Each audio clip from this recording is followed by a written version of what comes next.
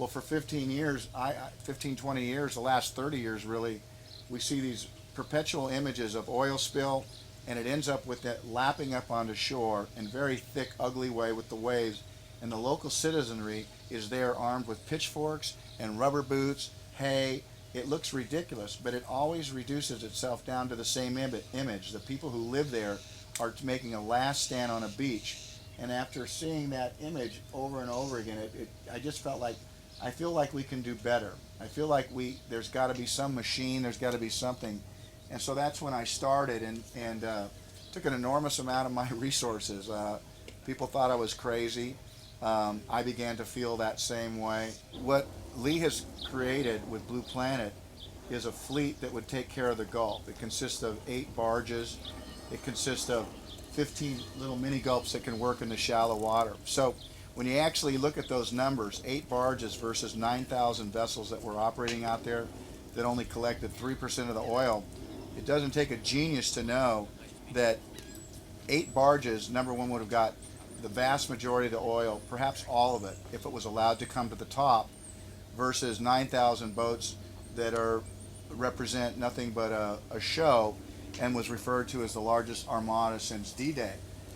Number one, it put people at risk. They weren't trained, and there was too many of them. It was actually dangerous to operate. The 9,000 vessels were responsible for about collection of that's been referred to as 3% of the oil. So let's do the dumbbell thing. 9,000, 3%. 8 barges, 98%. What trade do you want to make? That's all everybody else has, is that. And look how big our stuff is. So you're saying that's the only type of boat that was actually out there? That's a recovery boat. That's a 120-foot boat. But see how skinny it is, see how short it is? It just has no capacity. As opposed to this? As opposed to this 150,000-gallon tanks. We're standing on the deck of the Little Gulp. Behind us is the Big Gulp. These are 2 purpose-built skimming vessels, and what they do is they drive through the oil spill, and oil and water gets collected up in a chamber in the front of the vessel. Some pumps pick up oil, water, trash, debris, seaweed, pump it all the way to the back of the ship, where we have some strainers to screen out the solid material, and then in the tanks, the oil and water start to separate.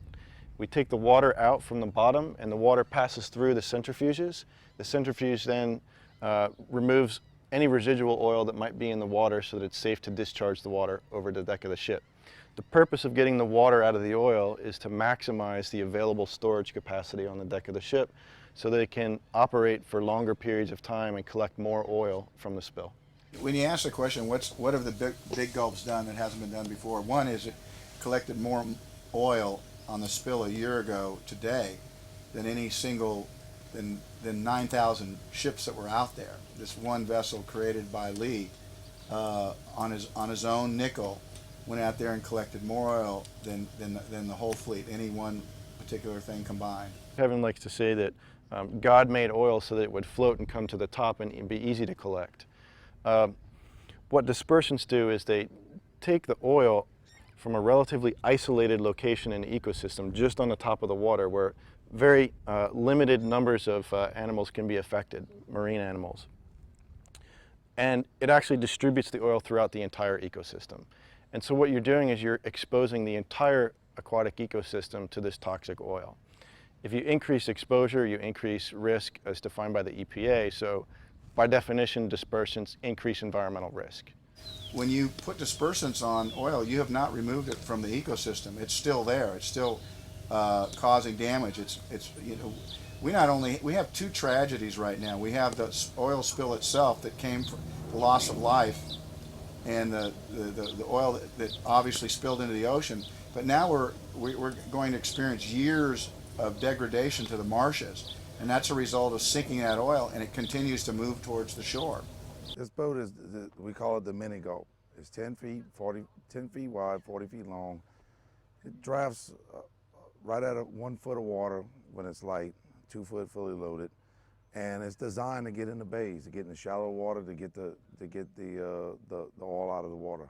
Well, it's our belief that the engineers and scientists that work for us and work in our combined company now tell us that what's being done is absolutely the worst thing that could possibly be done. That the marshes are shrinking exponentially. And what we have elected to do at Blue Planet is to come up with a system for cleaning the marshes in a very legitimate way, in a very an adult way, which is to remove the oil from the environment. These machines work at such a high rate of speed. They have no mind. They have no computer on them. They're manual, and they spin so fast that they separate everything. You get water, and you get something other than water. Whatever's other than water is going in the tank. I felt like, you know, your life can be about a lot of things. People think of me as a movie actor, a director, whatever, however they think of me. But that doesn't define a person. And my idea of myself is bigger than the resume that follows me around the world. The fact that I live in the ocean, I stare at 8 platforms. Lee was at my house and he asked me about them. He said, "Those are out there?" I said, "They've been out there, and they're now dormant." But I'm always aware of oil in the water. We have natural seepage in Santa Barbara, and so I'm keenly aware of it. So it's not just something I thought to come down to the Gulf. I stare at the proposition that oil could be on our shores every day. Lee used his own money. Nobody told him what to do. And that's an entrepreneurial spirit that exists in America, and I think it's kind of displayed in its finest form right behind us. You know, we have 3 vessels, the design of which would keep oil from ever getting to our shore.